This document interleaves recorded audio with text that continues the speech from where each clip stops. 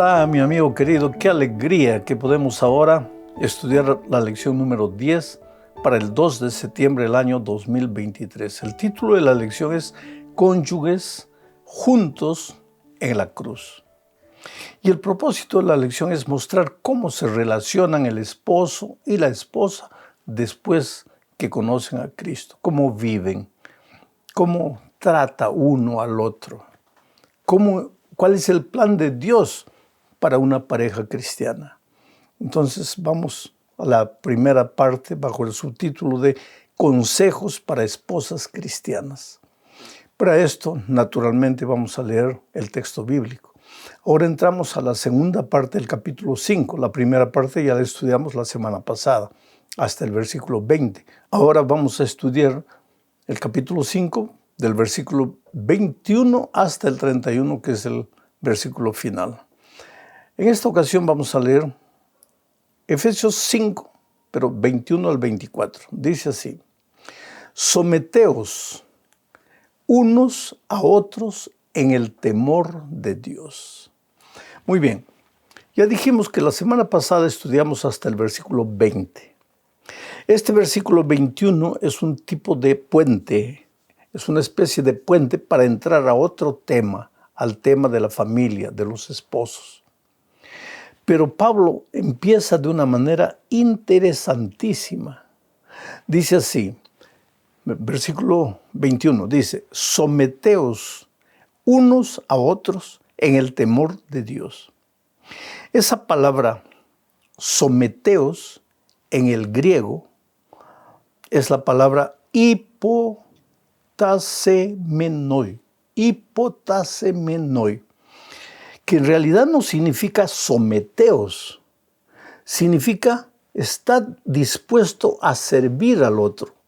Y aquí no está hablando, en el versículo 21 todavía no habla de esposo y esposa, está hablando de la iglesia en general, que debemos someternos. Quiere decir que cada uno tiene que volverse una especie de esclavo del otro. No, porque hipotasemenoi no significa someterse en el sentido tú eres superior, yo soy inferior, sino en el sentido de estar dispuesto a servir. Lo que Pablo literalmente está diciendo es: vosotros todos debéis estar dispuestos a servir uno al otro. Entonces, ahora entra al siguiente versículo, al versículo 22, y dice así: las casadas estén sujetas a sus propios maridos como al Señor, porque el marido es cabeza de la mujer, así como Cristo es cabeza de la iglesia, la cual es su cuerpo, y Él es su Salvador. Así que, como la iglesia está sujeta a Cristo, así también las casadas lo estén a sus maridos en todos. Vamos a ver ahora esta parte del versículo 22. Dice así: las casadas estén hipotasemenoi. O sea, las casadas estén dispuestas a servir a sus esposos. Pero en el versículo anterior dijo que todos en la iglesia debemos estar dispuestos a servirnos unos a los otros. Entonces, las casadas, dice en el siguiente versículo, deben estar dispuestas a servir a sus esposos. Y consecuentemente, los esposos deben también hipotasemenoi, o sea, deben también estar dispuestos a servir a sus esposas. No es un servicio de línea única, es de doble mano. Esposa sirve al esposo y esposo sirve a la esposa. Debemos estar dispuestos a servir. ¿Cómo? Así como la iglesia debe también estar dispuesta a servir al Señor Jesucristo. El problema, querido, es que después de la entrada del pecado al mundo se deformó el carácter humano. Y entonces comenzó, después de la entrada del pecado, una especie de lucha entre hombre y mujer. Esa lucha continúa hoy. entre el machismo y el feminismo. Ambas, machismo y feminismo, ambas palabras no encajan en el plan divino que Dios tenía para el ser humano. Eso voy a explicar un poquito más adelante. Vamos a llegar a ese punto. Pero el pensamiento de Pablo aquí es que si hemos nacido en Cristo, si ya no somos hijos de las tinieblas, si ahora andamos en amor, si ahora andamos en la luz, si ahora andamos en sabiduría, pues en la iglesia debemos estar dispuestos a servir los unos a los otros. Debemos estar sujetos los unos a los otros. Y en la casa, en la familia, también debemos estar dispuestos a servir uno al otro. Las esposas, las casadas, estén sujetas, estén hipotasemenoi, estén dispuestas a servir a sus propios maridos, así como están dispuestas a servir al Señor Jesucristo.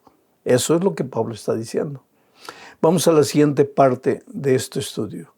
La iglesia como esposa de Cristo, primera parte. Vamos a leer el versículo o el capítulo 5, versículo 25. Dice así: maridos, amad a vuestras mujeres, así como Cristo amó a la iglesia y se entregó a sí mismo por ella. Ahora, si como algunos creen y lo hacen, toman el versículo anterior que dice que las casadas deben estar sujetas a sus maridos y no quieren aplicar eso también para el esposo, entonces en este versículo, cuando Pablo dice, maridos, amad a vuestras mujeres, así como Cristo amó a la iglesia y se entregó a sí mismo por ella, esa orden, maridos, amad a vuestras mujeres, sería solamente para el marido. Si el versículo anterior, las mujeres estén casadas, estén sujetas a sus maridos, estén itaposemenoi, a sus maridos, quiere decir que es solo para las mujeres, entonces maridos, amad a vuestras mujeres, también es solo para los maridos. Entonces, la mujer no debe amar a su esposo, debe simplemente servirlo. Pues no tiene lógica. El asunto es que hay que entender con calma para saber lo que Dios está diciendo. Maridos, amad a vuestras mujeres, así como Cristo amó. Aquí el personaje central del capítulo es Cristo. En la medida en que tú ames a Cristo, te dejes amar por Cristo, te dejes transformar por Cristo, te dejes enseñar por Cristo, la mujer va a estar dispuesta a servir a su esposo, el esposo va a estar dispuesto a servir a su esposa, el marido va a amar a su esposa y la esposa va a amar a su marido. Eso es lo que Pablo está diciendo. Vamos ahora a la tercera parte de este estudio. Aquí veremos la iglesia como esposa de Cristo, segunda parte. Y leeremos los versículos 26 y 27. Dice así: para santificarla. ¿Por qué dice para santificarla? Porque en el versículo anterior dice que Cristo amó a su iglesia y se entregó por ella. ¿Por qué se entregó por su iglesia? La amó y se entregó por ella. ¿Para qué? Para santificarla. Ahora voy al texto aquí. Para santificarla, habiéndola purificado en el lavamiento del agua por la palabra, a fin de presentársela a sí mismo una iglesia gloriosa, que no tuviera mancha, ni arruga, ni cosa semejante, sino que fuera santa y sin mancha. Esposos, amad a vuestras esposas. ¿Para qué? ¿O cómo? Así como Cristo amó a la iglesia. ¿Y cómo Cristo amó a la iglesia? Se entregó a sí mismo por ella. Entonces ustedes, esposos, amen también a sus esposas, como Cristo amó a su iglesia. Entréguense por sus esposas. Entréguense para servir. Entréguense para edificar. Entréguense para construir a sus esposas. Entréguense para hacerlas felices. ¿Y qué dice aquí? ¿Para qué? Para que la esposa sea como la iglesia, gloriosa, santa, sin mancha, sin cosa semejante. ¿Quieres tener una esposa feliz? Entonces ámala, acéptala como es. Yo sé que hablar de estas cosas maravillosas es fácil. En la vida práctica es difícil a veces aceptar a la otra persona como es. Pero pues para eso es el casamiento, el matrimonio. El matrimonio es la única escuela donde no nos graduamos nunca. Nos matriculamos, empezamos a aprender.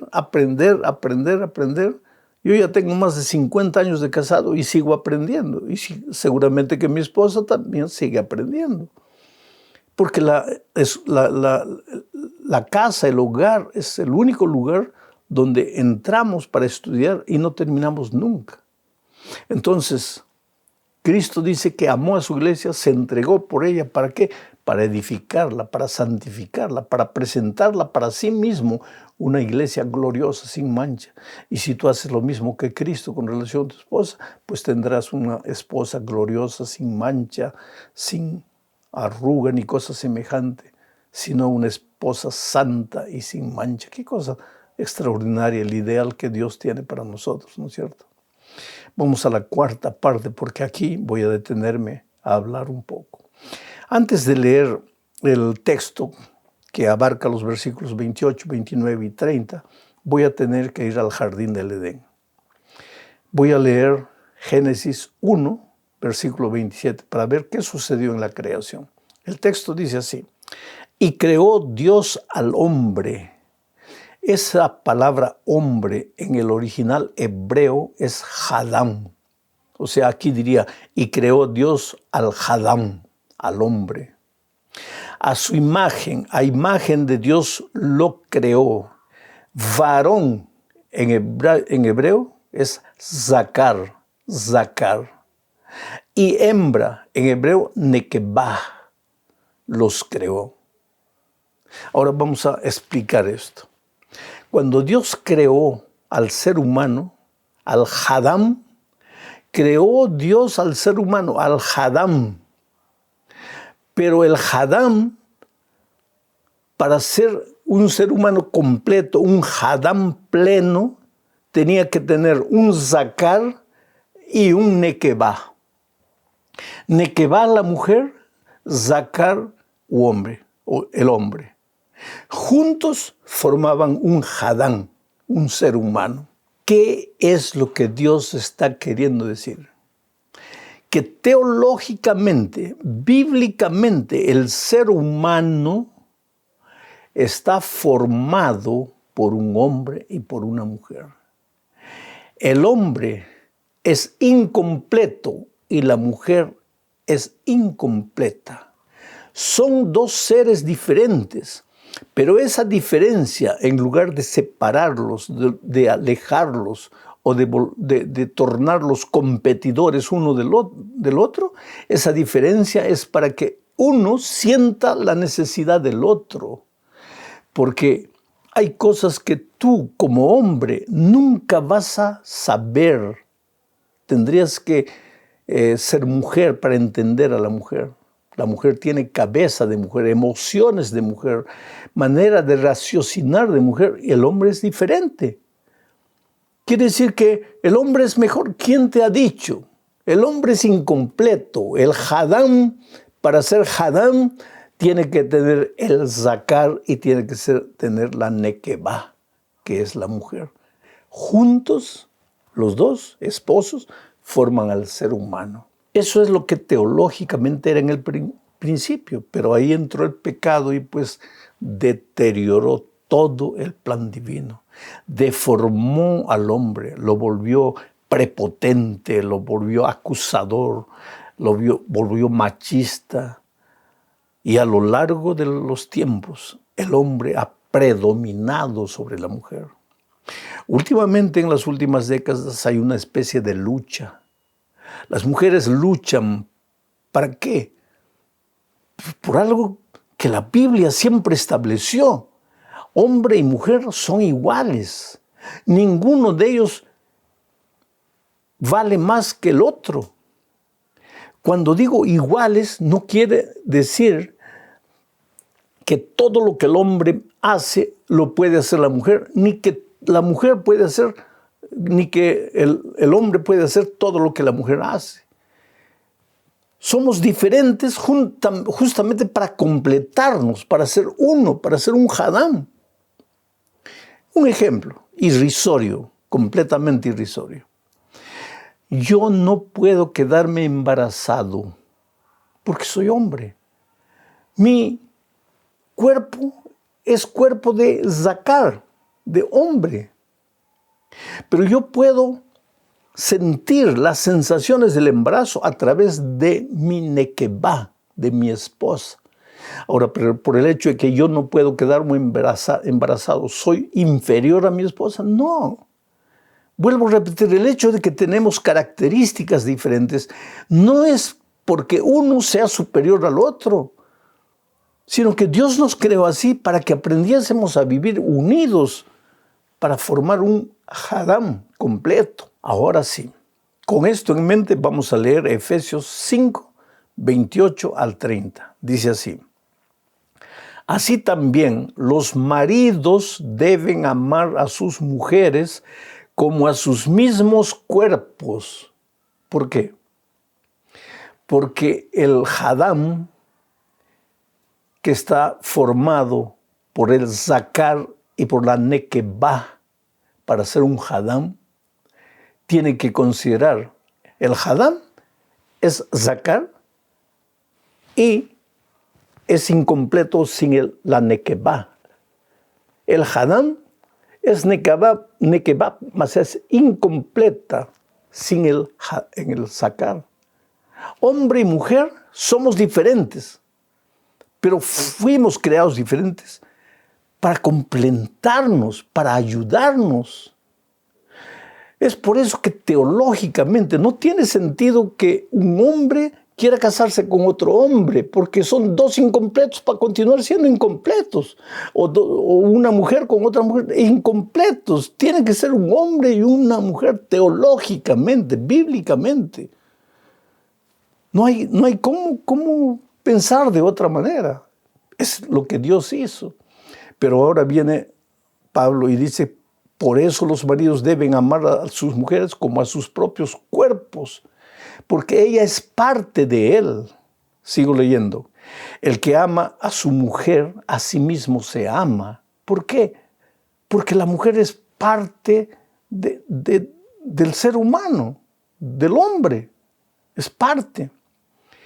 Pues nadie odió jamás a su propio cuerpo, sino que lo sustenta y lo cuida, como también Cristo a la iglesia, porque somos miembros de su cuerpo, de su carne y de sus huesos. Qué interesante la conclusión de Pablo. Pero para que todos los pensamientos de Pablo encajen, tenemos que tener bien claro el hecho de que cuando Dios nos creó diferentes para que juntos nos ayudásemos en el peregrinaje de esta vida. Vamos a la parte final de este estudio bajo el título de El modelo matrimonial de una sola carne. Leo Efesios 31 al 33. Dice así: por esto dejará el hombre a su padre y a su madre, se unirá a su mujer y los dos serán una sola carne, un Hadam. El Zakar y el Nekebá se unirán en un solo Hadam y vivirán como Hadam, ambos diferentes, pero ambos complementándose uno al otro, sometiéndose uno al otro, estando dispuestos a servir uno al otro, amándose uno al otro. Y el versículo 32 dice: grande es este misterio, pero yo no me refiero a Cristo y a la iglesia. ¿Qué misterio? El misterio de cómo un hombre y una mujer pueden formar un ser humano. Es un misterio. La mente humana no comprende. Pero, ¿qué dice Pablo? Grande es este misterio, pero yo me refiero a Cristo y a la iglesia. ¿Cómo se puede aplicar la relación entre esposo y esposa como la relación entre Cristo y su iglesia. Aunque por un lado se habla del sexo aquí entre esposo y esposa, no se está hablando de sexo entre Cristo y su iglesia. Se está hablando de unidad. Eres la cabeza, la iglesia es el cuerpo. El cuerpo hace lo que la cabeza dice, pero la cabeza no haría lo que quiere hacer sin la participación del cuerpo. Es un misterio, dice Pablo. No lo puedo explicar. El versículo 33 acaba diciendo, por lo demás, cada uno de vosotros ame también a su mujer como a sí mismo. Y la mujer respete a su marido. Oh, querido, el Evangelio es práctico. El Evangelio no nos habla solo de la gracia perdonadora, de la gracia transformadora. El Evangelio nos enseña a caminar en el día a día, en las cosas prácticas. Y en esta oportunidad, en su epístola a los Efesios, Pablo habló de cómo deben relacionarse los esposos cristianos, los esposos que tienen en cuenta la palabra de Dios. Ahora, si la palabra de Dios no encaja en tu vida, pues ahí andas en tinieblas, no tienes la luz. Y cuando estás en las tinieblas, le puedes llamar familia a lo que no es familia, a lo que Dios no llama familia. Es por eso que los conceptos divinos tienen que estar bien claros en tu vida. Que Dios te bendiga ricamente. Un abrazo.